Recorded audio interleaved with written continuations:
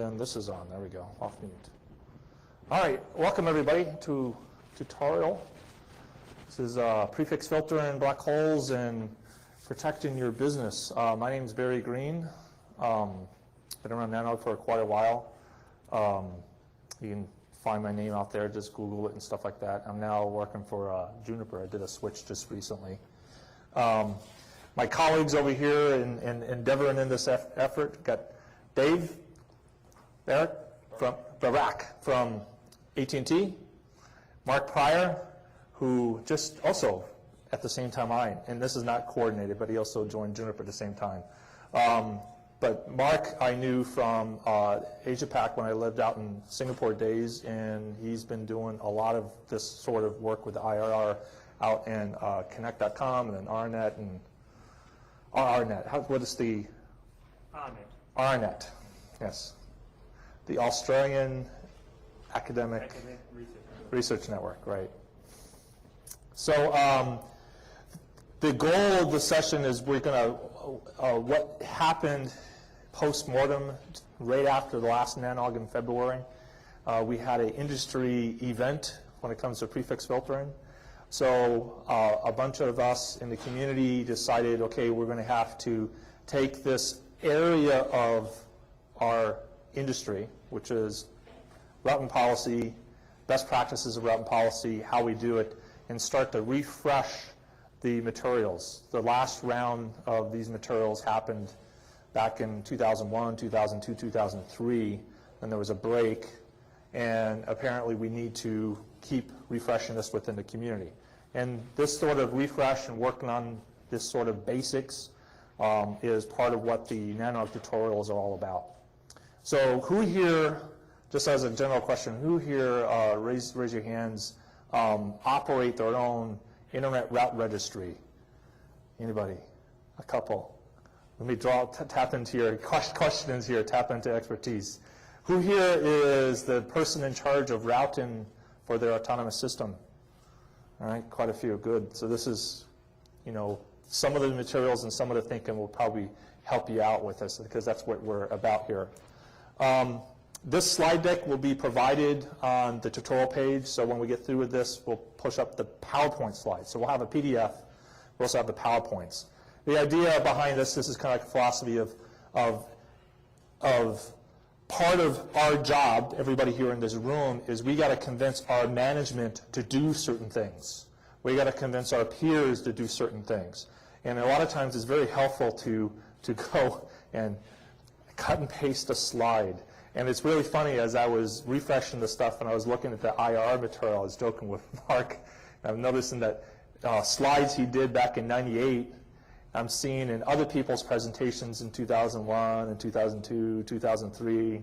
Mark doesn't even know people are using his slides. But that's how we need to operate, right? Because what's our goal is we're trying to convince our management to do right things. So those are these slides are out for.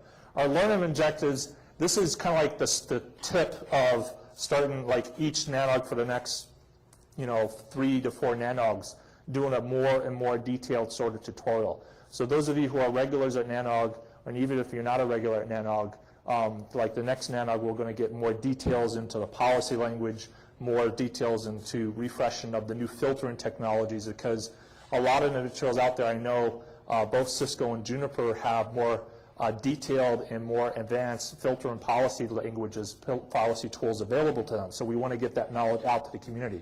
So view this one as kind of like, this is the context one.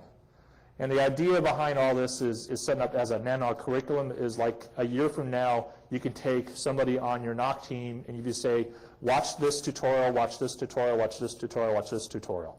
So you have this kind of tutorials. Because that's one of the functions we do. I don't know whose idea it was at NANOG, but I love it that all these are taped, right? And we can use these tapes to bring more clue to the community. So this is kind of like our goal with it here. And here's kind of like an outline we're going to go through. We're not diving into any router configs or anything with this session. Remember, this one is just the context overview, the threat, why we need to do this, right? We're going to talk about why we're doing this topic again. What the threat and problem is, know your network, have your own prefix database, and this is going to be our big emphasis of the first thing of have your own IRR, and we'll talk about getting into that. Some of the principles of it, some of the enabled capabilities where we're talking about, what do you do when you get hijacked? And what happened in the case, what triggered this with the YouTube Pakistan event. So why are we doing this again? We already have a lot of good materials online, and especially in the NANOG, when you look at the NANOG tutorials, we got some good sessions out there already. All right? So if we already have good materials out there, I mean, you can go out there and, like, for instance, a really good session, Dan Godlin, right? He did a really good session back in 2004. You can watch him online. It was like a 2.5-hour tutorial walking through all sorts of good stuff out there. So we already got some good materials out there. And this is just a subset. There's more talks than this. There's talks all over the place about route and policy. You go to any of the operations meetings. We even got one-day tutorials out there. Like Wright has got a one-day tutorial you can sign up for, and all its materials are online. Right? And if I poked around for it, I'll probably find a VOD of the tutorial somewhere. They do a lot of hands-on work there. So why are we doing this again? Pakistan, YouTube, all right? The day after, all right? And it's had a different impact, and we'll talk about the different impact that's had to the industry, because this was something where, that it impacted, people started scratching their heads saying, what should we do about this? Because, we're doing all this training, yet these incidents still happen. And in this case, this is a very publicly visible incident that happened, because lots of people go to YouTube for doing things. Well, what if it happened to a different property? Right? What happened if it was malicious? This was an accident, right? So it wasn't like, Pakistan government trying to black hole on the entire internet. It was they were only trying to black hole it within their country. It was an accident, right? And it was a preventable accident if they had the filtering policies thought through, right? But they didn't, and we have this collateral damage on the net. So this is collateral damage. What happens if it becomes intentional? Dave, you guys have anything to add so far in context why we're here? It's not just a single failure on that led to the accident. It was a failure on both the part of Pakistan Telecom, who let a bad route leak, and then it was the failure on the part of every single one of their upstreams who carried a bad route. So there's a lot of opportunity for us to make the internet in general a bit more resistant to accidental hijacks, let alone more malicious ones. You had a thought. And feel free to come up. Well, Rüdiger Volk. Well, okay, actually, I would like to be a little bit more precise. It was a failure of the actual carrier, Pakistan Telecom. It was a failure in filtering by its upstreams, and it was a failure in the peerings at the highest layer. And each is actually a different problem. Yes. And we'll get into the overview of those problems. And then in future sessions, we'll get into, okay, what tools could I actually configure on my equipment, right? Because to get down to the details of this, we get the tools. What we're going to be, I think the key thing we're going to be driving here is, how do I prepare for that? And the first thing we're seeing out there that we need to prepare for the whole industry to move forward is, having your own information collected in one central location on a database that can be used by multiple parties and eventually connect to the rest of the internet. We'll get to that. All right. So our approach is drive simple recommendations. Start simple and start working out. When I looked through what we were doing before, like 2001 to 2003, the last wave where we were talking in detail about this work, is we were in the weeds really quick. And one thought we had was, maybe because we dived into the weeds really quick, get into all this, the RPSO language sets, and that a lot of small networks, a lot of even large networks would go like, wow, this is too hard. This is a lot of work. I don't know if I'm going to be able to convince my management to do it. So the idea here is we're going to start simple, collect all the wisdoms we got, make sure people understand the consequences of it, and then kind of drive forward with best common practices. One of the actions in work, and if there's anybody here that's interested, I'll bring it up again, is we're starting up a internet draft. So get an information RFC out. Maybe we can get it qualified as a BCP status of how to do the filtering policies. That's one effort starting up, because sometimes your bosses, they need a document. They say, why should I do that? It says, well, there's a best common practice we have to follow. Here's the document. And then your management will say, okay, whatever you say, whatever you say in the document. I mean, it's kind of like, what does a community need to get the stuff justified? And so that will be one of the things we get going. So business impact.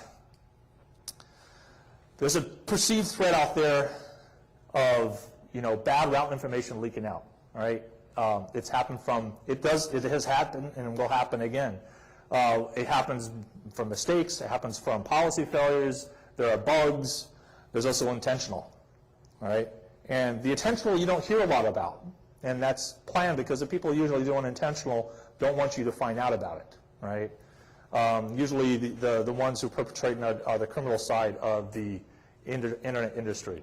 The intruders are understanding what privileged access to routers are, right? Routers are bought and sold on the net today in the criminal economy. There are people who specialize in finding routers and breaking into them and then selling them to others who will then use them for their crime, right? So this is a reality today that happens, buying and selling routers out there. And the threat's growing. We've had, like one of the big ones people write about a lot, 7001, where you had a router issue. It deaggregated a net that flowed through, right? So what if 7001 was used as an attack? What if a multi-home CPE was violated and deaggregated a net? Because we got more and more multi-homing. Every single one of your multi-homing customers, what's stopping that router or somebody breaking into that router from sending out hijacked prefixes and things like that, right? Do you trust them? Because the reality is what we see out there, especially what I see from where I worked at before and where I work at now, when you work with the customers out there, is that you don't see a majority of service providers who actually filter on the customer side, right? So that's one of the issues that we'll be talking about. So what's the impact of it? Well, garbage in, garbage out. So you get a router, a multi-home customer. You can make a mistake. It could be intentional. It could be a spam job gone bad because people use these for spams. And all of a sudden you say, hey, let's advertise the entire internet with /24 or more, right? Small little routers have a lot of memory these days, right? So you get a small little router and you can go through and set up a little tool and advertise the internet /24 and advertise all out. So then what happens? The two upstreams that the multi-home customer is connected to, they go, oh yeah, no problem, we'll accept those /24s, right? So then you have the internet start accepting these /24s, and this gets propagated all throughout the network. I mean, in BGP, something happened on one side of the net, the other side hears about it and sees about it, right? So it gets propagated all the way through if you don't set up your filtering properly. And so the rest of the internet, minimally what's going to happen is you're going to see a lot of activity. It may not affect your business, but you're going to see a lot of activity. But you can see a lot more going on, all right?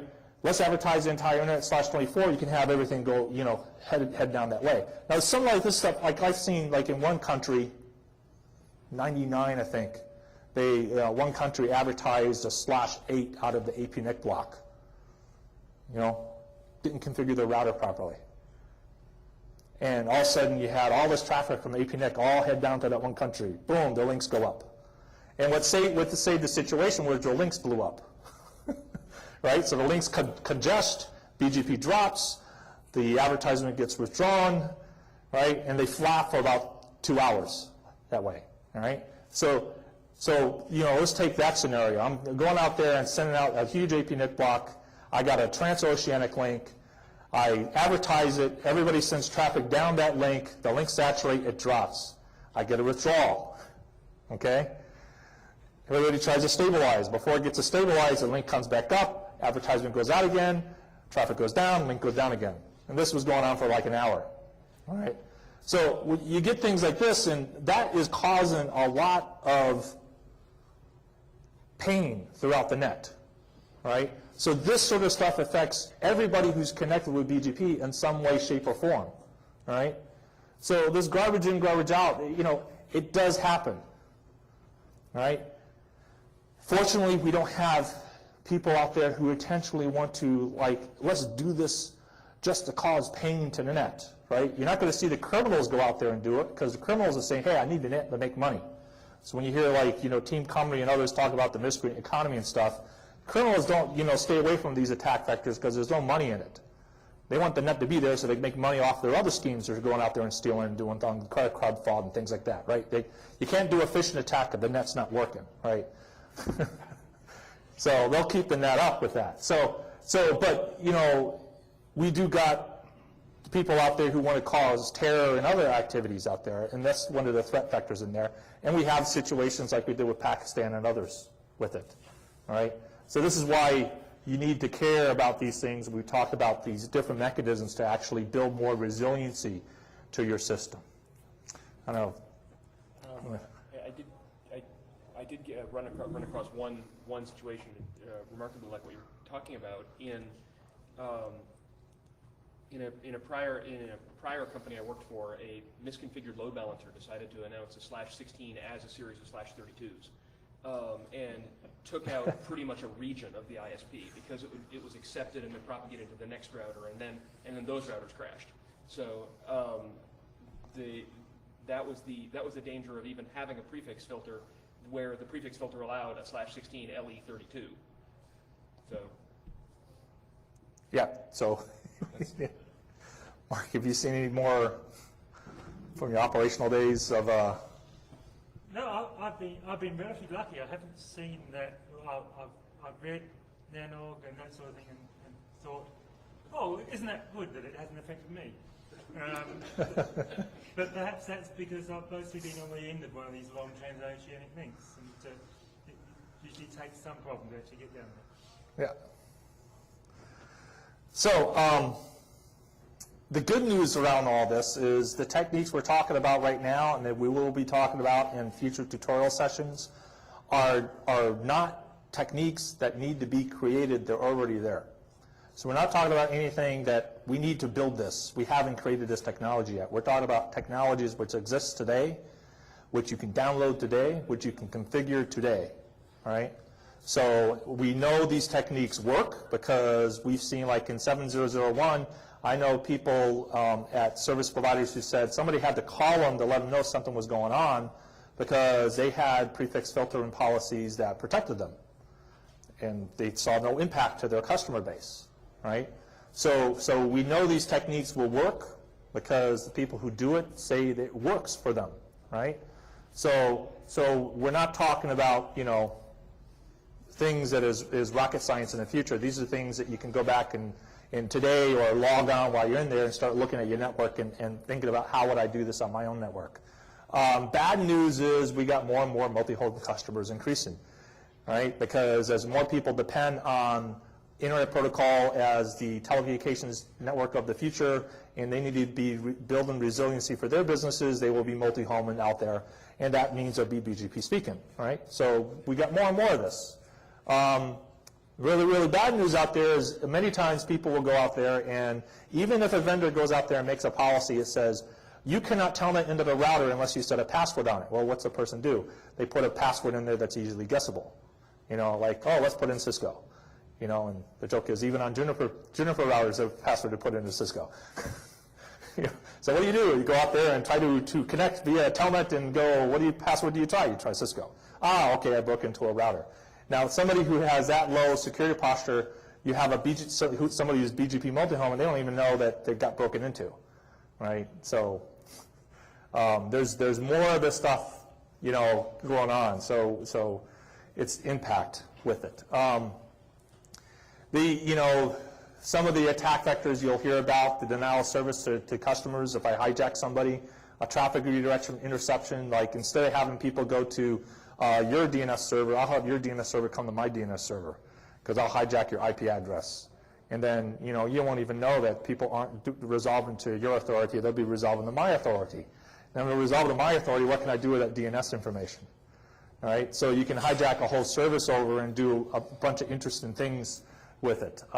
Prefix hijack and AS hijack, and I've seen one case, and one customer of a service provider getting an entire AS hijacked when somebody decided to just inject an autonomous system over and on the other side of the internet, and the service provider accepted it. It belonged to somebody else, you know. And you have an AS advertised here and AS advertised here, and you know, whoever was closest, that's where you went, right? So we see all sorts of it. So a prefix hijack, just to clarify, make sure everybody's on the same page. A prefix hijack is, you have a customer off the side, he has XYZ/24 as a prefix, okay? And you have somebody on the other side of the net, he breaks into a router, and he decides, I want to pull all the traffic down for that particular web server over here. Instead of having gone to their web server, I'll have it go to my web server. And so he'll advertise a more specific route on his side of the net. He advertises that more specific route, and if that upstream does not filter, that more specific route goes out, and traffic starts going there. Now, it may not be the entire net, depending on how the net's set up, because the way it works is every single router makes its own decision, every autonomous system makes its own decision. So it may be just the autonomous systems closest to that router who are making the decision. But if this is a guy who's like, I want to do this and go to a web server and do it for, you know, criminal purposes, like that web server is a bank, for instance, right, as a form of hijack the bank web page. You know, if I get enough passwords on there, that could be a profitable sort of criminal activity. And this is what we talk about as an intentional hijack, right? Now, we see this most of the time. The most frequent activity we see with this, I don't know if it'll be interesting offline if people see more of it, the most frequent hijacks I see with this sort of stuff is with spam. So what you'll have is somebody who takes a computer, injects an address in that belongs to somebody else, sends out their spam job, right, with the computer that's behind the router, and then disconnect. And they only do that, be connected for like 5 minutes, send out a whole bunch of emails, and then disconnect and wait, and 2 hours later open up, advertise, inject again, disconnect, and do that for the run of their spam job. So we've seen those sort of things, and that's where spammers are the ones who usually buy up broken into BGP routers these days, and so they can do that sort of activity. So I don't know, have you guys seen any other nefarious hijacks? I'm not sure what the source of them is. I mean, I've seen the spammers. I've seen the spammers do that, but I haven't. And I've seen other hijacks, but I'm not sure why they're hijacking. So I'm certain they're doing it for some reason. Another nastiness is when you think about what if, and this is the what if sort of scenarios. What if you had, since these broken into routers are being bought and sold on the net in the criminal underground, what if you went out there and bought 20 of them, and then with those 20 of them, I decided to inject a whole bunch of nastiness. I could deaggregate, I could send, pick a target and advertise it. I'm New York City. I could take all the New York City emergency response services and advertise all the New York City emergency response services, fire department, police department, hospitals, everything, and advertise it over there and advertise it from all different parts of the net.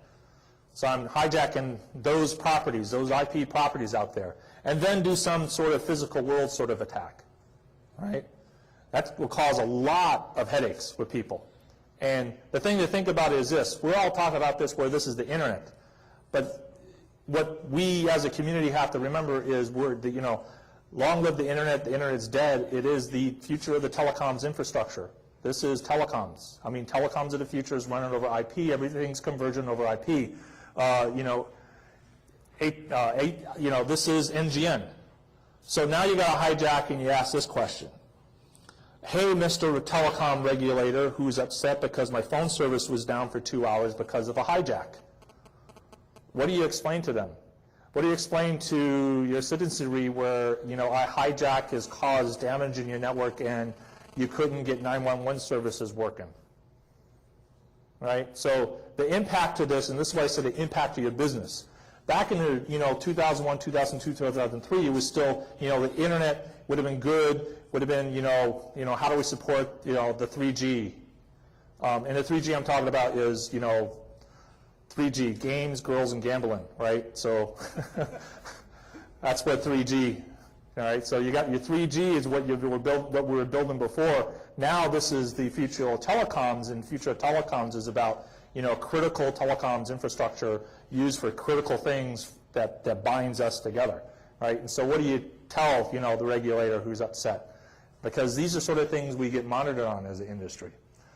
And the impact of it, and this is something I scratch my head. Me, who's been in a vendor for going on, you know, 13 years I've been in a vendor, 12 years I've been inside of a vendor land versus operator land. You know, and a vendor, you know, we love to, you know, sell you stuff, right? You know, but, you know, what is put myself in the operator's shoes and go like, why are we, you know, allowing where, you know, the thing with BGP and routing, right, and the way people do this stuff, I can be on one side of the world and I can put more prefixes, more communities, more ASPaths, more activities, more flapping, more changes, more things in there. And then on the other side of the world, I got to have more memory, more FIG capacity, more route processor speed, more routers. I got to do, in other words, something that happens on one side of the world impacts my OpEx and my CapEx. And that's one of the things I always scratch my head about. And for a while, you know, me and a colleague of mine, Hank Neshammer, we were trying to say, with cyber police, trying to say, can we keep like the growth of the table? Just pick one thing. Keep the growth of the internet table, you know, managed by actually getting more clue in the community. And we did that for a year, and that actually worked out. We actually showed where we tampered out, and we, you know, had thousands of prefixes withdrawn just by getting people to do proper configurations that they didn't have no clue how to do. We just taught them how to do it, and they did it. So we kind of know that there's a lot of the routes that are out there today because people don't have any clue of how to do it properly. It's a clue issue, right? And if that clue issue is costing me money, you know, it's always amazing how the operator community would rather pay vendors more money for the equipment than to go out there and work on finding ways of cleaning up the community, you know. So this is an interesting sort of thing about the impact with it. It's just the way we as NGN is being plugged in together. It's an interesting sort of data point infected. So now I'm going to hand over. Mark, you want to kind of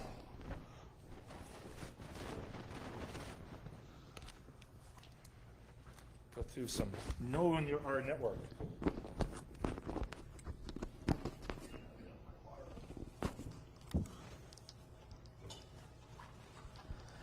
So one of the key things is if you run a network, you should know basically what's out there. Particularly, you should know what routes your core infrastructure, servers, routers, that you're trying to route on the internet to get access to, and what routes your customers, you have a contract with them to provide some service to the internet. And you've probably got a whole range of people within the company who want access to this information. There's people who are going to bill for it. There's going to be a NOC who are actually going to chase down problems, and being able to identify what networks you're responsible for on the internet is probably a useful thing. Okay. So if you want to keep track of these networks, you could have a group that's running spreadsheets because they're the salespeople and they've been out there selling. You could have your finance people who are putting all this stuff in an Oracle database because they want to bill. You've got a NOC team that have probably got it on scraps of paper on whiteboards because they've just been configuring stuff. But what is more convenient or more useful to the organisation would be to actually consolidate all that information into one place. And over the years, we've been using WHOIS databases to store this information because originally the allocation of the IP numbers has come from an IRR who have had it in a WHOIS database, so they've created this code. You want to say something? Please properly distinguish between WHOIS databases and the allocation registry and the routing registries, which you are calling IRR. It's something different.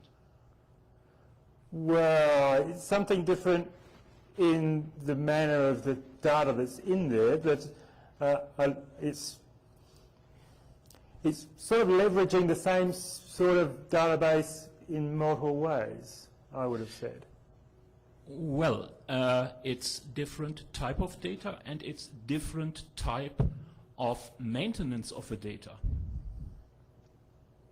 The parties that are allocating and documenting the allocations is actually creating something very different from open databases where everybody can store whatever he claims should be a correctly routed route. Oh yeah, there is the assertion of truth. The IRRs who have the data and have given it to you, they can assert that they have in fact given it to you, whereas another organisation can assert that, well, I have control of this without actually having any authorisation to do that, I guess, which you're getting at. But what I'm saying is that we can leverage this software that's been produced to our own advantage. And there's a couple of URLs here for at least the IRD was developed by Merit, and the right database that a number of the internet registries use. And I'll come to the ISC one in a bit. What I want to do is keep this simple. As Barry said, when we've gone through this in the past, we've sort of dived into what is RPSL and how this is great software and all the stuff you can do with it, and people's eyes glaze over, so this is going to be difficult. So what I'm hoping here to demonstrate is that you can keep it simple by just picking a small subset of RPSL, and further down the track you could go down to the depths and describe your policy in detail using these tools if you wished. But what we want to do here is just encourage people to start filtering and start thinking about filtering. So we take the small part of just registering your customer routes in a database that you control. As I said, we don't want to scare people too much. We want them to actually do stuff. So, so add on there. So if I'm an operator today, and one of the things we're missing is, like, if I call another NOC and I ask them, okay, I see a prefix coming out of your network. Can you tell me whether that prefix is a customer of yours? Because I think I got a conflict. I think I got a hijack. I think that prefix belongs to my customer. Can you look at your database to figure that out? Because I can't figure it out. You know, that could be a multi-home customer. I'm not quite sure what's going on. Right? What's going on with this? And you, as a service provider, should be able to quickly look in your own database to say, yes, this is true, or yes, this is not true, based off of your policies. Many times when I've been asked to help work some hijacks, I'll call up the service provider and they go, well, let me check this, let me check that, and I think it's over this data. Wait a minute, it may be over in that database, or let me pull up the Excel spreadsheet because we keep it all in an Excel spreadsheet, or that's over in the sales provisioning database and we don't have it linked to over here in the routing. Or they're going to look it on the router. Yeah, and a lot of times they get on the router and says, well, I don't see it on the router, but you sure we're advertising it? I've had that too. Yeah, and there's even a half step before getting into customers' routes, which is your own routes. So the routes you yourself have been given by the IRRs. Registering those first before the ones you give out to other people is even a step zero. So what we're looking at is when we look at all the different work of us going forward, how do we increment, how do we get better post-mortem to what we saw with the Pakistan YouTube incident, is focus on that service providers should have a central repository that they can pull upon. If you have a central repository you can pull upon with this route and policy information, we actually have a whole span of work, of tools of work that you can use, and you can use this tool set for a whole bunch of things, stupid question. As you're talking, it sounds like you are not making a point out of that, well, okay, all this data should be published in a way so that everybody can have access to it. That's certainly ideal. So what we want to do, a lot of times we emphasize that point first before you have it where your own management can get to it. All right, so when you look at it, the business processes, when I look at service provider as a business, I look at sales needs access to this, provisioning people need access to this, your route and policy needs access to this, a lot of people need access to it. If you get that problem fixed first, and you're using the tools that have been created for this to do it, then the next step would be, okay, now let me peer, so everybody can then, outside the community, if I'm another service provider, I can then use your database as the authority for your policy. And I can publish that and mirror that out. We all agree it's absolutely essential to have this database to know what prefixes you're advertising yourself, what prefixes your customers are giving you to advertise. It would be very good if everyone were willing to share that data with each other, because then you could make much better filters. Problem is, you'd also be sharing your customer list with your competitors. Some people might object. Well, but to answer that, to be fair, the customers are already shared. If you're routing their routes on the internet, everybody can already see them. If you object to publish your customers' routes to the routing table, to the global network, well, okay, you will see your customers leave. Point well taken. Yeah, I think that what we're trying to drive at this time is try and work out perhaps reasons why perhaps it didn't work last time, why we had all this training and still there was not a lot of deployment of this stuff. So this time around we're thinking that perhaps if we target what benefit it is for you first, rather than what your peers may benefit from having that information available. So if you do it just for yourself, then there's a benefit to the community by you tightening up your own backyard and the controls that you might place on the announcements you make out of the internet. The next step is then a small step to say, okay, I've got this data, I'm familiar with the tools, I'm comfortable to make this data available, now I can actually export it and make it useful for other people to now leverage this information. But then you get to the problem of it's okay that you know that this customer is your customer and these are the routes they've told you that you should expect from them, and you've done some back office process to verify that these routes they're telling you are in fact theirs. But then if you publish that information out to the internet, your peer may not believe you because at the moment there is no way of you verifying that the chain of authority from the IRR to the customer to you being able to announce that route, especially if it's not a BGP customer. Well, in most parts of the world, unfortunately, what you are saying is true. It doesn't need to be so, because the technology that's out there and has been deployed over a decade actually allows, for example, in Europe, that the IR delegations are in the database, and the security technology, pretty weak stuff, but still security of some kind, allows to actually get the authorization, or, well, okay, only if the authorization is really there, to actually register the routes. So, well, okay, actually there, you have a chain. Yeah. And stronger mechanisms and databases are forthcoming and will be luckily available globally. Yeah, I guess that we want to start this process in parallel to that, because this part of the planet, certainly not Europe, no one pick on Europe, is a bit slow. Yeah.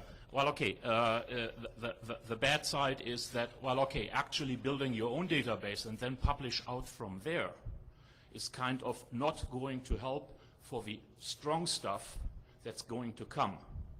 And actually starting the way that you first make sure that everything that you are actually injecting into the network goes to in a public documentation and becomes available for everybody, actually allows you to also use the public documentation for your internal purposes. So, well, okay, that's at least a different way, which actually jumps over the first step that you are proposing of first building your own database. The challenge is when we approached this years ago as start by joining up and publishing all of the routing policy in the public IRRs, it wasn't done. So there is a resistance to going straight to that. Whereas there's an obvious business benefit to having all of the information in a single place. All of the various business consulting type people are getting big on single databases and single authoritative databases, and they're getting into that idea now. So that's an easy sell to management, to say there ought to be a single place where we know our own customers. And really, and it's in fact an obvious thing to say. And they would say, wait, we don't have that? So this is the idea that you can answer a question. So when some other provider calls you, some other provider's not, calls you up and says, gee, is so-and-so your customer? You can say yes or no authoritatively without having it be an ordeal. That is an obvious business benefit now. That is an easy sell to management, as opposed to changing the way people do business, which is harder.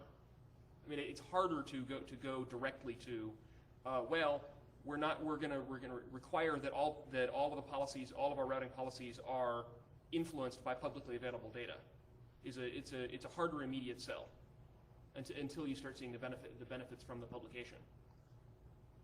Okay. Well, okay. I'm seeing the problems, and well, okay. I have been watching for quite some year and seeing that, well, okay, the things that would be nice don't happen really. But well, okay, I get funny feeling when you say the idea of a single database is so obvious. When thinking about it, I feel like, well, okay, you are talking about 5,000 different single databases, which seems to be kind of a contradiction in terms. But inside the single organization. Yes, but well, okay. One of the problems of having multiple databases usually is redundant storage of the same information, and redundant storage of information where you claim that each copy of a storage is authoritative. Right. Quite obviously, is the even more creepy thing. Right. So well, okay. What I'm seeing is that, well, okay, we are hopefully very close to getting a globally homogeneous database for authoritative data that will be hopefully the single database that's going to actually do the trick, and that's not going to be the private thing of a single company.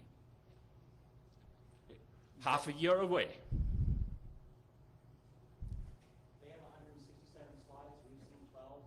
It's just sure. So sorry for crashing the party. That's okay. So of the multitude of objects that a WHOIS database provides, this is the core one as far as filtering is concerned. It's the route object, and you look at this and go, oh my God. But as you may notice, most of this stuff is optional, and probably hardly anyone actually uses it. So I go to an example which is fairly ancient. A number of jobs ago, stolen out of an old slide pack. This was one of the infrastructure routes for connect.com.au that is now part of Telecom New Zealand. after a couple of takeovers. But this gives you an example of the base information that's stored. So you've got a route, so a CIDR block, a description, and in this case, the bit in brackets is in fact the customer code to look up the Oracle database that finance are going to use. The origin AS, this is AS 2764, it's the infrastructure route. Notify in a public routing registry, when anything changes, it'll use the notify to notify of a change. The next one is a reference to a maintenance object that describes who maintains this object and what access control is needed to change the object. If you're just using this as a convenient mechanism to store information about the routes, you may not in fact be using the maintainer record, and you may actually be manipulating the database directly. And then a record of who changed the record last. We discovered that the spammers were actually using this, so we started using an address that didn't go anywhere. And this is a source. The source is the identifier for the database that this record is in, and this is RADB, not the internal Connect database. So over the years, there have been a number of people who have developed software, some of it in-house, which has never escaped, some of it is public domain, people who have just written code that sends queries to WHOIS servers to pull these entries back, but there's a tool set that is sort of looked after by ISC, where looked after should be in inverted quotes, because really they're not doing a very good job of it. But it does exist, and you can download it, and it's probably fairly hideous to build, but we won't go there. But it does support querying two of the types of the WHOIS servers, and there's pieces of software in there that can actually write code fragments for routers. So this is just some code fragment that I've whipped together to illustrate how you might do it. If all your intent is just to pull route objects out of a database that are associated with an AS. Now what you can do is, with the route objects, is you can query a database and ask it for, put an inverse query on, say, tell me all the route objects that have an origin of a particular AS, and then it will give you a whole list of these, and this is how we're going to use, what we're going to use to actually build the filters. So this is just a bit of template that is static. So you put this in a file and load it into the router and forget about it, usually. So this is, in fact, a peering policy, setting local preference, setting some BGP communities. But the main thing is that it's going to act on a route filter to select routes that it's going to accept. And so here's the base template for the policy fragment RSAS 6939. Again, that's static. And here's just a bit of code from the RT config that's going to populate the prefixes term to do a match on all the route objects that have an origin AS of 6939 and they're bigger than or equal to a /24. And they're not part of the Martians. And now I'm going to flick back to Barry.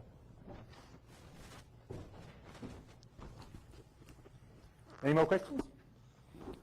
Should have lots of questions.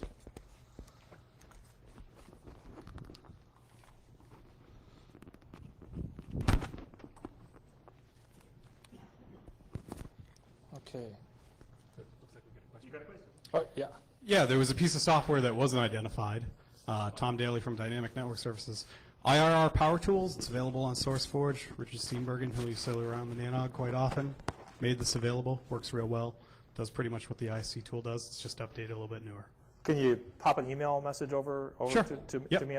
Because one of the things in the follow-up action item is I did this years ago on the security part, and I'm thinking about doing it again on the NANOG page, is to just collect every single resource we have on this, this whole body of work. Absolutely. All the tutorials, all the sessions we've done, and have like a page on this with it, and all the tools. Because we got a lot of different research tools that created around it. Yes?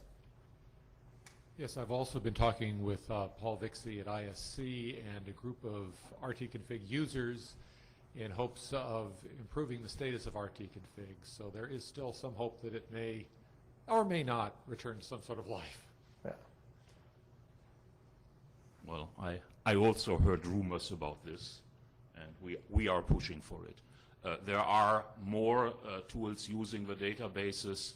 Last time I checked them, they all were kind of lacking something, and ISC, the ISCR thing certainly lacked, well, okay, kind of quality.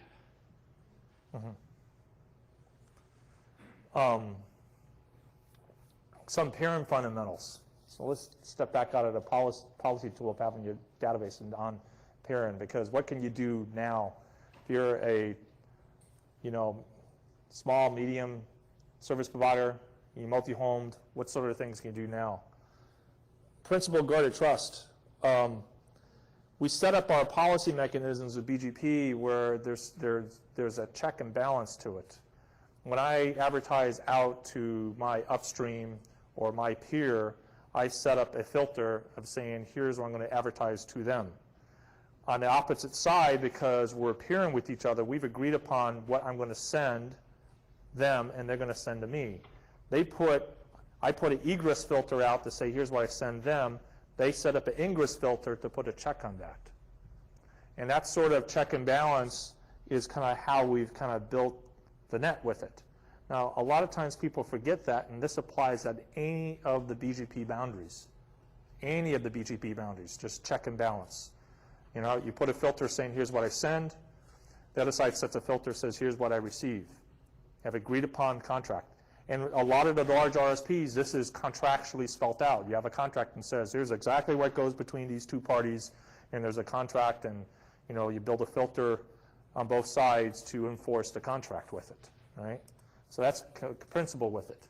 So you got to know, though, what you're going to send, right? So this goes back to knowing your network, right, and setting up on the customer side. So where should you filter? Well, so the first one, this is obvious. I'm going to emphasize this point over and over again, especially on the customer side, all right? Anything coming from your customers, you need to put a filter there to filter coming in, and this is one of the areas we see as big lacking. Lots of people got the filters coming from their upstreams and their peers, right? That's not rocket science. So we don't have no problem with filters there.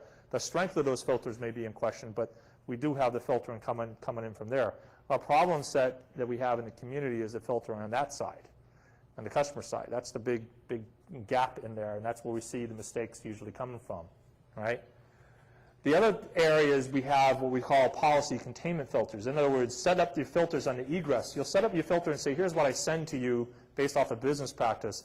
But a lot of times people don't think through containment filters. What if Murphy's Law of networking kicks in and takes over, all right? So Murphy's Law, anything that can go wrong will go wrong.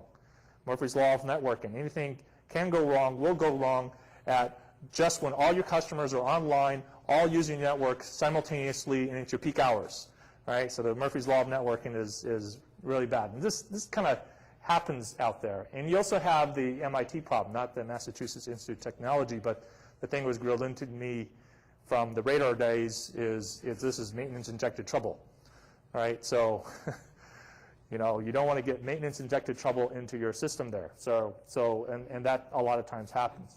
Yes? One other boundary, in addition to the eBGP boundaries with customers, is the internal eBGP boundaries in between confederations. Is looking at the areas inside your network and making sure that you don't allow an instability that gets introduced by the failure of a customer prefix filter to propagate across your network and break the routers on the other side also. So that's another area to watch out for. Even beyond the communities, you have areas, now that a lot of the large ISPs are large and geographically dispersed, you have natural points where you can put containment filters to keep damage within your network contained to a certain geographical area. You know, transoceanic systems, intercontinental big backbone links, things like that. You can kind of see how they are. And I've seen some service providers do that sort of containment on a geographic boundary. But then you go like, well, all my multi-home customers, you know, what do I do about multi-home customers? You know, it gets hard keeping track of all those sort of things. You know, you got to know what you're going to accept and what you're going to advertise. Bigness is not really an excuse, and I've heard this from a lot of big providers who say, oh, I'm multi-home and this doesn't work. But then I see another big provider and it does work. So what happens with this is, you know, containment filters, you go back to the scenario and say, oh, let's advertise in the entire /24. If you have these containment filters in there, right, and say the filter breaks and, you know, my customer filter says I shouldn't allow all these /24s. And that breaks, right, because somebody forgot to apply something on a provider edge router. And that happens. That's just human entropy to a system, right? If I have a containment filter that says I do not export /24s out of my system, right, then those /24s would have gone from your customer into your network and then hit your border. And because you put a policy in and say no 24s out of my network because I don't want to send any 24s out of my network, they would hit your egress filter and stopped. Okay? So that's thinking ahead of saying that, yes, I filter my customers, but what if the customer filter breaks? Let me put up a filter on my egress policy, which is, what if stuff breaks? What am I going to do? How can I put things in there to contain the problem? Because what is the damage to you if you start sending out /24s? Traffic starts coming to you that you may not want to come to you, right? That's why we do this. You're protecting your business with these sort of policies in there, right? So again, monitoring the table, things like that with it. Some quick summaries in here. So I'll just flip through these summaries so we can go to the next slides. Understand your network. If you want to deploy voice, video, any of those services, you got to have these services up and running, right? I mentioned a point about regulators watching your network. What do you tell a regulator when you say like, oh, wow, you know, somebody in the other side of the planet advertised our prefixes and our video service or voice service went down? Regulator's going to say, well, why haven't you done something about that? You know, you know, that's a country on the other side of the planet. It shouldn't affect you. Understanding your techniques, and we're going to be getting into, you know, understanding techniques to help protect your equipment. Review. And I think when we pull in some of the next sessions we want to generate, it's interesting how much has happened on the vendor front from a toolkit of what you can do to help to apply policies. So here you think of a policy and you say like, there are features out there that vendors have that's a knob that you can provision on the provider edge equipment to make sure that somebody doesn't go out there and hijack an autonomous system that they shouldn't have, or starts prepending things they shouldn't have. Well, there are tools there, but I know a lot of service providers, they're thinking of the feature set of controlling my network back 5 years ago. They haven't refreshed with all the new widgets you can take advantage of on your equipment that's sitting there today. These are widgets brand new. So it's interesting. One service provider 4 years ago, I had did a review of all the BGP features that were added into Cisco iOS over the past 5 years, and this is 4 years ago. And they were wowed. They say nobody ever told us that you have all these new features. They're sitting on our router today, and nobody told us that we have all these new features. So vendors, right? Cisco, Juniper, Foundry, all those vendors, we do a very poor job of updating the broad community that, hey, we have this brand new feature, because we're so business driven. You know, you're my customer and you're telling me, get this feature in or I won't buy your equipment. So we put that feature in, you have this feature, and you're happy. And we make the deal. And we go to the next deal, right? And we don't go around and tell everybody else, hey, we got this new feature, because the person who wanted it was this customer and they bought it. This is the business dynamic going on. So vendors are not incentivized to go out there and say, okay, we won that deal. We're looking at the next deal. That's our business driver as a vendor. We're looking at next deals, right? As a result, you get all these features out there. So that's one of the things to go look at. If you haven't pulled your vendor in, or vendors in plural, and says, give me a review of every single feature you got in BGP. Tell me all the ones I don't know about that I may not be using that could make my life easier, right? So this is one of the areas of review with it. Some of the things, what the prefix filtered on, especially on these things that are not rocket science. Designated special use addresses. We now have RFC 3330, right? Addresses out there that are designated for special use that, we shouldn't see on the net, right? So if you shouldn't see them on the net, you can filter them out safely, right? And, some of these, for instance, you got these addresses out there, loopbacks and private nets and things like that. Pretty obvious in the list here, right? So these are quite obvious ones to go through, and the filters aren't hard to build. Bogons. Oh, Sean, yes. Just to go back to that previous slide, I am putting out an update to RFC 3330. So if you're using that list, then you might want to check the update. Yes. So, and the update is we got some addresses like the lower boundaries, right, being allocated out, right. So we have, and that's actually 3330 does a good write-up when you look at the description for each of them. So you pull that RFC out, you look at it, and there's addresses which are on boundaries of like, the B class and C class and those like that. And those are ones that could be allocatable now. So they're going to work the allocations for those. So, and they're well documented in here. They say they may be allocated in the future. And what Sean's pointing out is they will be allocated in the future. IANA's coming out with a document that says they will be. Yeah, they took the word reserved off. So it's no longer they might, it's now they will. Yeah, they will. They will allocate out. So Bogon addresses, which kind of gets along with this, this one source over here, which is the IANA assignments, is where the kind of source you use for the Bogons. Now, what a Bogon is space that has not yet been allocated by IANA. And there's a list that IANA maintains that says, here's what we've allocated, here's whom we've allocated it to with their RIRs. What's interesting is we're approaching a point where Bogons are a thing of the past because everything will be allocated out. And then you'll have to not go to IANA because IANA will say everything's allocated out in IP version 4 and moving on to IP version 6 on what they're allocating. And then IP version 4, you'd need to go down to the regional registries to get the details from them to find out what's out there. Several years ago, a bunch of us got together and started a Bogon project. That project is still going. It's active. It's a starting point of collecting all the information about Bogon filtering, what you should be doing with Bogon stuff. So you got the place on Team Cymru sponsors it. We got templates out there to help people get started with filtering. These are templates that are designed to be cut and paste. If you haven't done any filtering before and you want to do an ingress filter, you can take these filters and cut and paste them into a router, and they'll work. Mine's a little bit. Mine's 2 versions behind, so I got to update mine on there.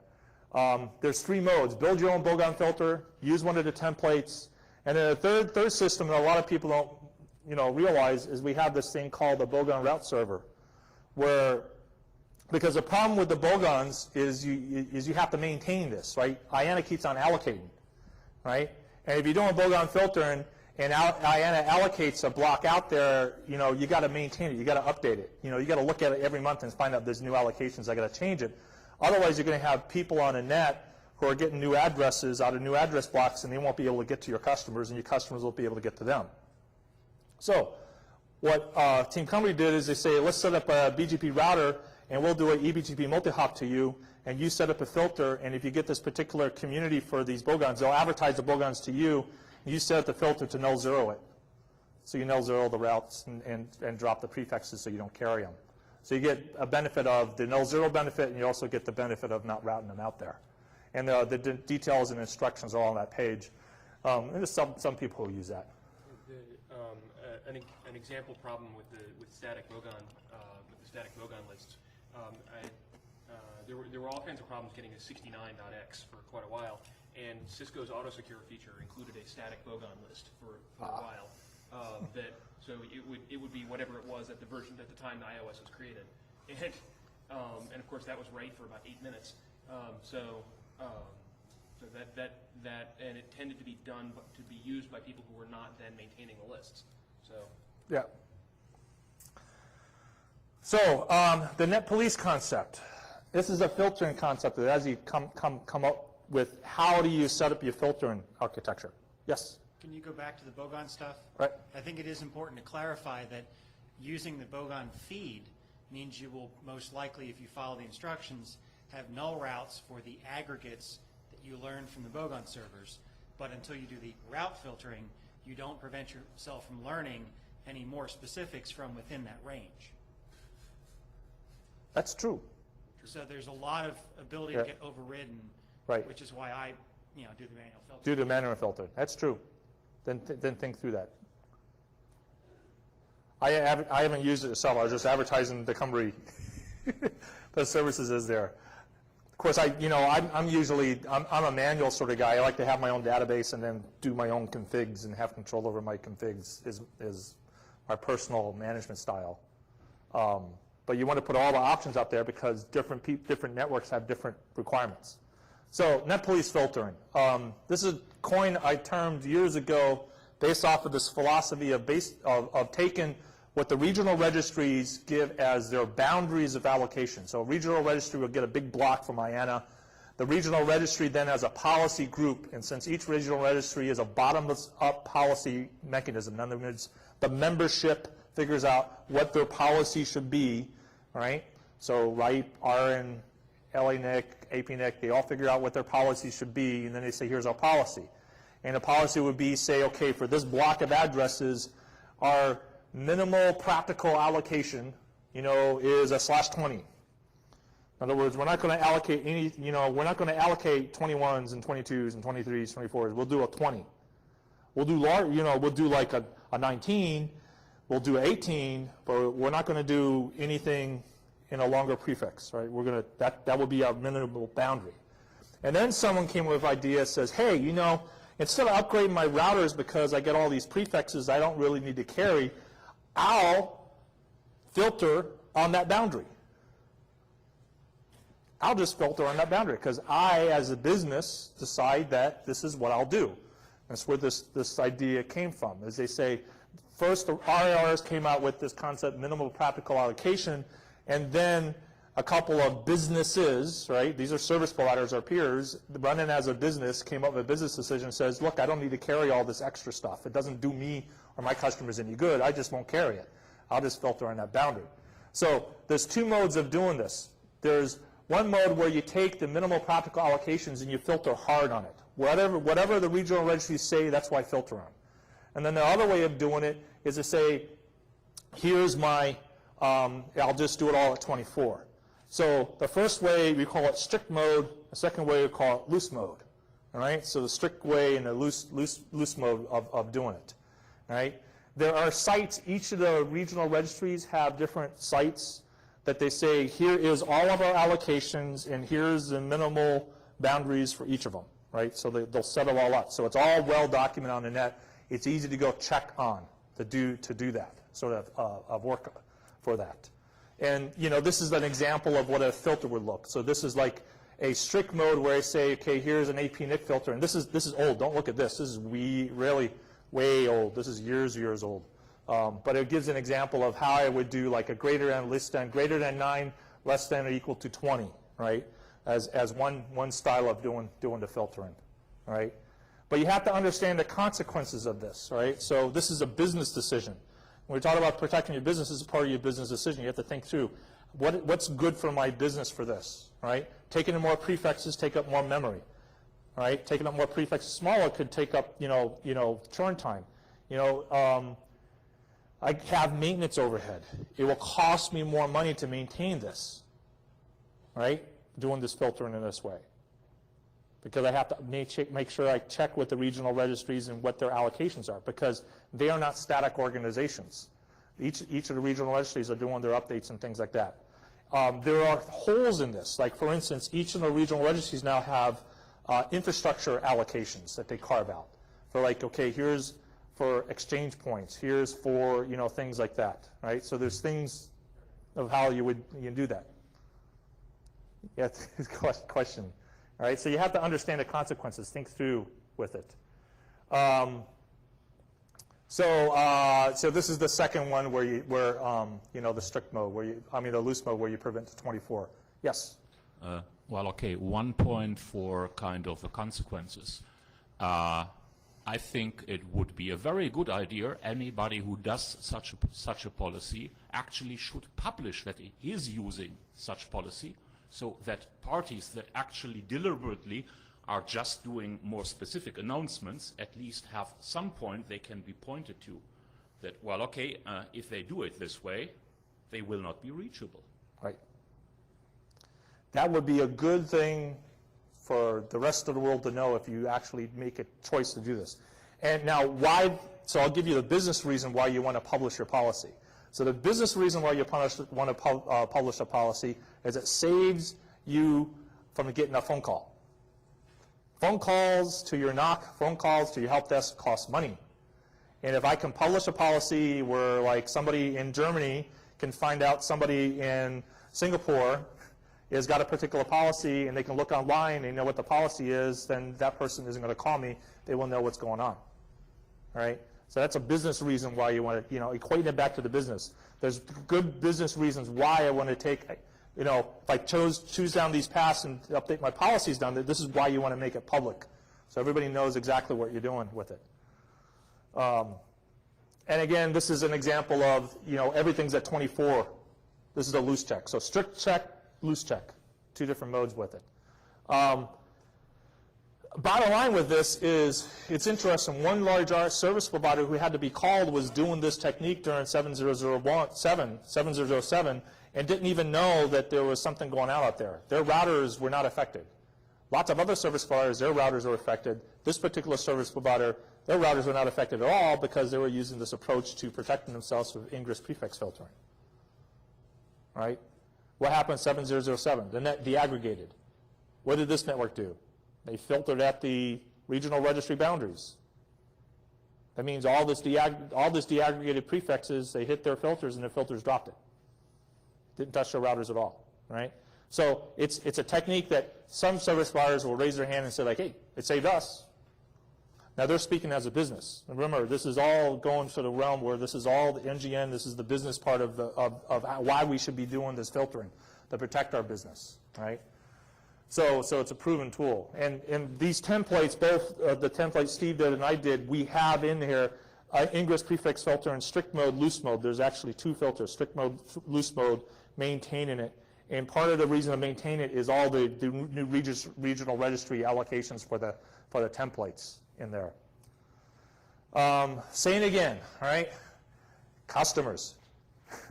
If your customer is speaking BGP, you need to put a BGP filter on it to protect your business, all right? Because you can easily have a scenario where here he is, why is he speaking BGP to you? Because he's multi-home. He's either multi-home with 2 connections to you or multi-home with a connection to you and a connection to somebody else, all right? So he can have, you know, a policy with this particular net block.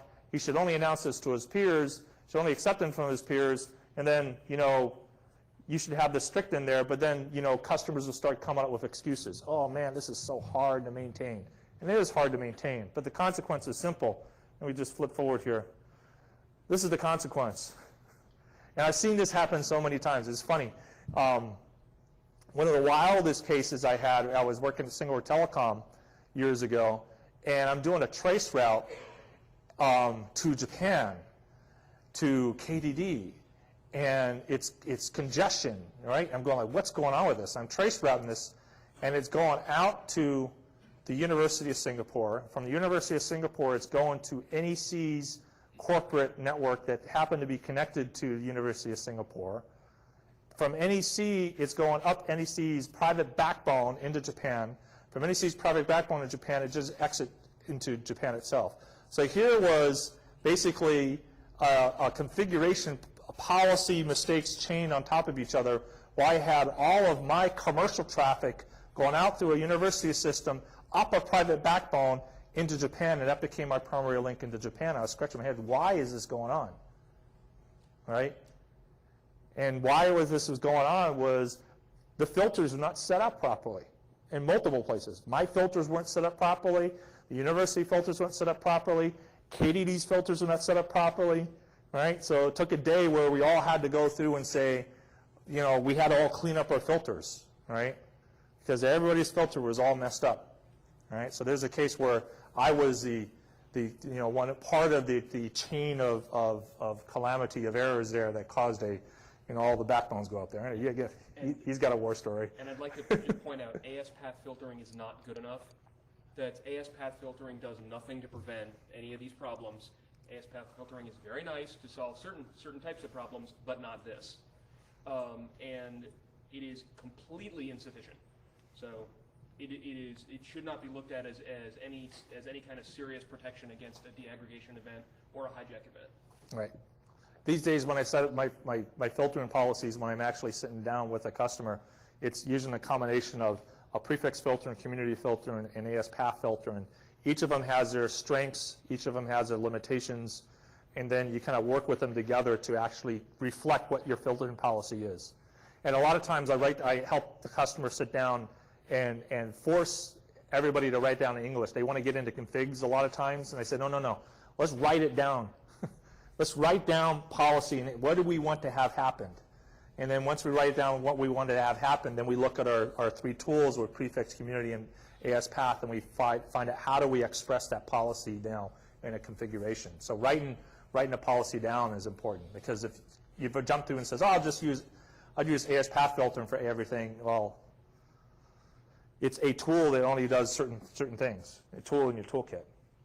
All right. Saying again, prefix filtering to your peers, right?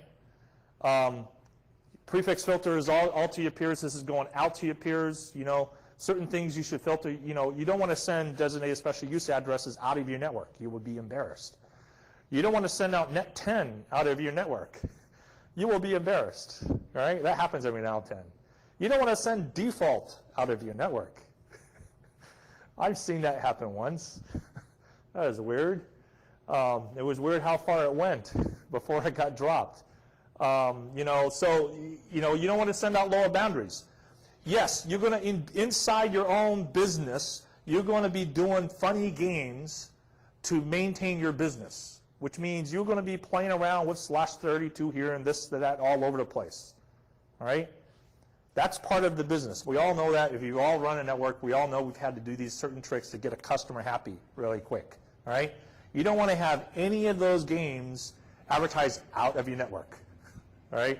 You don't want to all of a sudden say, hey, how come this network's sending out /32s? Now, if you want to know how bad it is, we have tables. Remember, on the internet, there's no place to hide. Right? You go to any of the public databases out there. We got many public databases, and you can pull up reports. How many networks are advertising the /32 right now? I bet you those of you with a computer right now, one of you can probably go to one of your tools and pull up and says, oh, right now at this instant, this how many autonomous systems are currently sending out a /32. And we have, it happens all the time. Don't be one of those guys, right?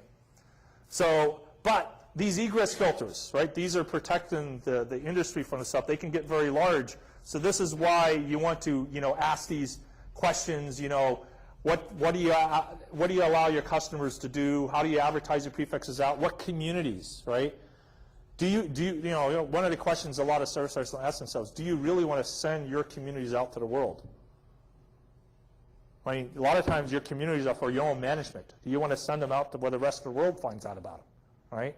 Like one of the things I realized today is I want to go back to the database to the Pakistan incident, and I realized because of the way it was propagated through the net, I can probably find the community, the black hole community they used, because it would have been recorded in one of the historical databases. So I go like, I realized that because that's what happened. They didn't put a community filter in. So here, this is where BGP community filtering has a strength, right? Is if your prefix list starts getting very, very large as you're trying to put every single customer's policy in there, that could get too large for the device you have on your gateway, right? So this is where a community filter becomes a tool, right? So each tool set, community filters, prefix filters, ASPath filters, you have different ones with different tool sets. And then filter and fund the peers, again, protect yourself. Ingress filters in there. This is just summary. Some of the things in your filter, you can look at the template. All these things are kind of like in the template. If you have in here and you've not doing ingress prefix filter and now, just pull down the template and read the template. Because what we did is when we did this template 4 years ago, we tapped in the brains of a lot of people and kind of come up with, kind of like this list of what you should be filtering. Like for instance, one of the things we put in there as notation in this template is like if you are connected to an exchange point, then a lot of times the address boundary on your exchange point is not, the exchange point policy is say, take this /24, say a simple exchange point for /24. This /24 shouldn't be advertised to the outside world because it's an exchange point just for those members on the exchange point, not for somebody on the other side of the planet, right? So you shouldn't be receiving this from any of your other upstream connections. The connection on the exchange point, yes. Other connections, no, right? So it's things like that popped up, and we documented that in the template. So the template is as much as for ingress filter and a place where you can read through it and say, I didn't think about this, I didn't think about that. So just reading through the template, and then we're going to be refreshing. I'm going to be sending out to a bunch of people. There's a whole bunch of emails, addresses on there. People helped out think about how to build it. We're going to go out to those guys again and consider others. Let me call special attention to the second bullet. Don't accept your own prefix from a customer.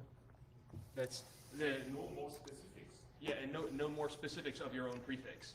I've seen several cases where providers who should know better accepted routes to their own DNS servers and things like this from their customers because their customer put in a static route, redistributed static, and they accepted it. So, but if you allow your customers to use /24s in the process of their multi-homing, and their link to you goes down, you cannot reach your customer. When I say your prefixes, I mean the prefixes that you yourself are using. For instance, the ones to your DNS servers, the ones to your loopbacks, not the ones that you have allocated to customers that they can then use for multi-homing.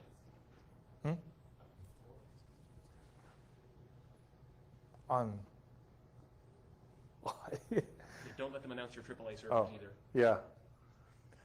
Of course, I would say you shouldn't have anybody access your AAA servers. You shouldn't advertise it at all. True.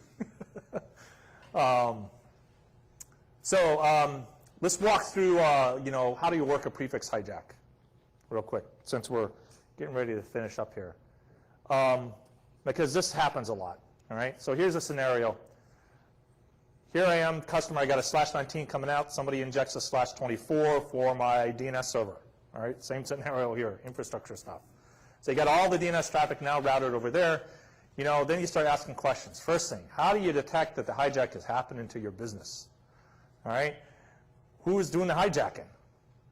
I don't know. That's sometimes a hard question to answer because especially if it's criminal. What are they doing? How are they doing the hijacking? Who do you call? How do you influence change? Because now you're trying to influence change throughout the entire internet, right? How do you find the people at the hijacking ASN to help? How do you find them? Right? A lot of times, one of the biggest problems we have on the net is just finding somebody to pick up the phone at a particular autonomous system number.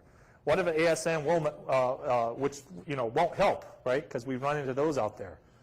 So this is where preparation is key. One of the things I've seen in working hijacks and monitoring hijacks and then being, paying particular attention to this whole attack vector on the net, this whole incident vector on the net, is that preparation is really key. I mean, being able to, simple thing like having the phone numbers of all your peers and upstreams and their chat addresses so you can call them up, because what I found is the best tool that you have available to you to resolve a hijack case is you get on the phone with your buddies at your different upstream providers. You start working it. There's a variety of different things you're going to do, but you know what? If you can't reach your buddies and different service providers, there's a lot of things that you just cannot do on your own autonomous system. You need to collaborate with your peers on the net. Collaboration is key. And that's something you can't wait until the incident happens. You need to prepare for that. Meetings like this coming to NANOG, so some of you are wondering, how do I justify to my bosses that I need to be at NANOG? this is one of the investments. You explain to them what a hijack is, how a hijack can affect my business, how a hijack can disrupt my services. And to prepare for a hijack out there right now, in the future, people are looking at, we will have the tools in the future to not have hijacks happen. But today, hijacks will happen. Tomorrow, hijacks will happen. 2 years from now, hijacks will happen. All right? So this is why you need to be at NANOG, to build this peer list, right? Go out and get the green dot, right? I'm the peering guy, right? Or if I'm a security guy, get the black dot, right? So, is deaggregation an option? Because some people say, well, let me protect myself by deaggregating every prefix I have, right? So is this really an option? The hijacker injects a 24, you inject a 24, they inject a 25, you can inject a 25, will a 25 even work? I don't know. Who has the better AS path? I don't know. What about those networks that filter on the boundary, right? There's all these questions that are popping in there with the hijack work, so work it through. And then when you look at it, where do you do different things, right? So you got like down here in AS200 where the hijack is being originated, maybe that autonomous system isn't cooperative. But the upstreams from that autonomous system, is there things that they can do on their part, right? Don't know. They may not be prepared. As we saw in the case with Pakistan, Reach was not really prepared to do anything.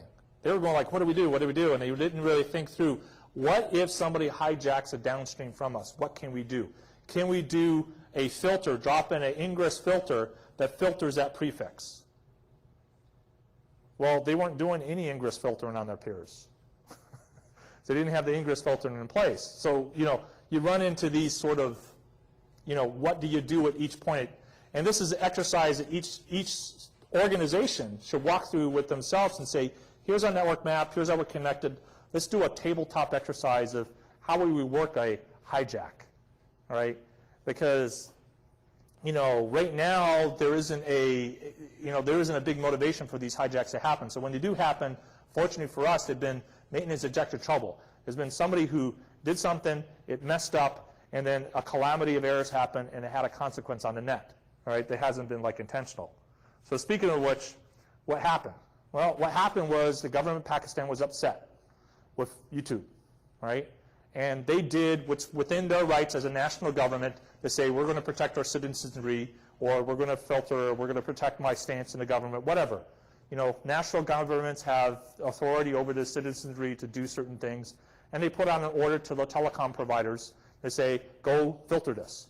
So Pakistan Telecom is like the big choke point, all the stuff going through Pakistan Telecom. They decide, okay, what's the quickest way for us to execute this order from the government? So they go out there and they basically say, I'm going to use a remote target black hole. Very simple technique, one of the most common techniques we use on the net today to protect themselves for DOS attacks and other activities. So it's a well-known technique, very stable. I'm going to go out there and advertise my list of black hole prefixes for YouTube. I'm going to send that into my network. So I go out there and send it into my network, and it gets propagated out. No problem. Government order executed. But there was a problem. They used community-triggered black holes, which is the common way that we do it. All right? They didn't put a no export on it. They didn't have an egress filter, right? So what is the two things? Community filter. Even in our community specification, we have a safeguard. Safeguard is no export, right? So within our specification, we have that in there for that reason. Then you can also put a egress filter going out. We can do an egress filter and say, here's the only routes I send out. That would have protected it. I could put an egress filter that says, don't send anything with these communities out. That would have protected it. But there was no egress filtering at all. So it leaks out, all right? Then it gets to reach. Continues. And if you want to see the dynamics of this, how many people here have watched the video from RIPE? The RIPE video, okay? So on this link, right close to the beginning, I didn't put it in this section, but in the beginning where it's talked about why we are here, there's a URL at the bottom of this, so you can pull down the slides. Go to that and watch that, all right? It's when people ask about what happened, I point to that big write-up. And there's some really, really cool tools developed there where you can analyze this stuff, right? And there's a video on that tool set. So instead of looking at the tools and starting to play with it, watch the video first, and it's pretty impressive. And that tool set is available to you. All right? It's available to everybody here to look at that tool set and play around with it. That's a tool set that's available to the community just for doing that sort of analysis. So I highly recommend everybody watch that. And then think through with this, the way the filters are supposed to work, and think through and watch this tool, because you can see prefix goes out, next ISP, next ISP, next ISP. What happened? What could, if I was on that chain, what could I have done to stop that from happening? If that happened to me, if I was in YouTube's position, what would I have done? Right? And that's kind of what this session, summarizing up what we're about, is when you look at that video, you kind of go like, what could I do to not end up in the same boat as YouTube? What can I do to not end up in the same boat as Pakistan Telecom? Because it can happen to any of us if we don't think through this sort of thing. So, anything else? That's a lot. And are there any questions? Questions on? Practical implementations?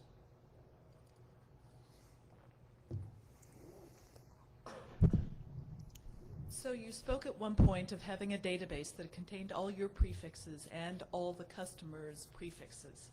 And you talked about the route object, and the route object has the prefix information in it. What do you do to ensure that you're getting the correct information from the customer, and where do you get the route objects from, and how do you know that that information is correct? The first part of that is your own routes, and the presumption is that you know what is that all the ISPs know what their own infrastructure routes are directly Right. the things directly allocated to them. So that can be assumed to be correct. Barring fat-fingered stuff. Right, Right. but that a mistake will turn up quickly. Then for customers, the easiest thing to do is have something that validates this against what their prefix list is, validate this against what they are known to advertise, and make this a step in building the prefix list. That if it's not in the database, it doesn't make it into the prefix list and so they won't be able to announce it. So they might have a route that they're allowed to announce, but it would not actually be announced until it gets into the database. So I'm actually going to punt this to the panel. So this session is the tutorial. We have a panel session on Wednesday, advertising the panel session. The reason I'm going to say that is because in this area, and Sandy, I know where you're going with it, and Ron with this, with the work in IETF and with the registry work and the CIDR work, is that I think, and I wrote this note down, I think we're exposing a gap in the work we're carrying forward with it, because there has to be, and I'll bring this up, I'll go up to the mic and we'll bring this up, good panel sort of discussion. There's a gap between, if I am a service provider, I'm running a business, right? How I know that prefix and I have the authority to route it is a business process. And it's a business process per a contractual arrangement I make with the customer. And how I set that business process up to make that contractual arrangement with the customer, I have to find some way for the registry community where we can map that in. Because we already have problems in the community right now where we have businesses who will accept anything per contract. And they'll route anything per contract. And then everybody in this room are a victim of that business contract process. I wasn't asking about the work that's going on. You've talked about there's work going on. I was just wondering, what do you do now? What do you do about making sure that the information that you're getting is correct? I don't think anybody does much of anything now. Yeah, my personal opinion. Well, in that case. Different providers have different policies on that. And I've worked for several providers who all had radically different policies. In general, if a customer is routing space that is given to them by the organization itself, well, you have a record of that. So you have your own internal record, and so you've created your own route object in your own server. Right. If they want to announce the space from their other multi-home connection, they can generally document that this is happening at the time that it's turned up. They may not be able to document it further down the road, but they can at least document it then. And so a lot of the decisions and the database maintenance happens only at the time of installation. Okay. What the missing step is is in the maintenance of the records. That to make sure that prefix lists don't get added to without route objects being created. Yeah. So, and that's just a missing step in process. Okay. And it can be automated. You know, we can make it automated so that the way you add it to the prefix list is you update the record, is you update the route object. And what So- about peering relationships? That is a much tighter, that's a much thornier problem. Okay. But inherently, if you're only in most peering relationships that I've seen personally, a provider is only exchanging the routes they know, and they're directly connected customers' routes. Yeah. Those are the ones that are generally being Yeah, but exchanged. a lot of these cases that we've been talking about, there have been a lot of peering relationships in the middle there that Where weren't being But Right. there were people carrying things who were neither their customer nor their peer. Right. Well, that's a problem. So we're actually short of time. Right.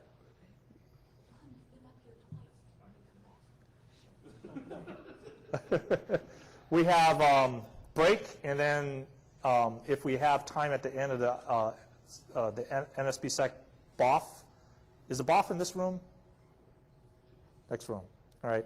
So if we have extra time there, if we carry on with that, and then we also have a panel session on Wednesday on this topic, right? So we have more of this, and we'll look forward to your feedback, especially feedback for the next sessions we build in this area for the NANOG tutorial. So thank you for coming, and we'll see you around in the halls and stuff.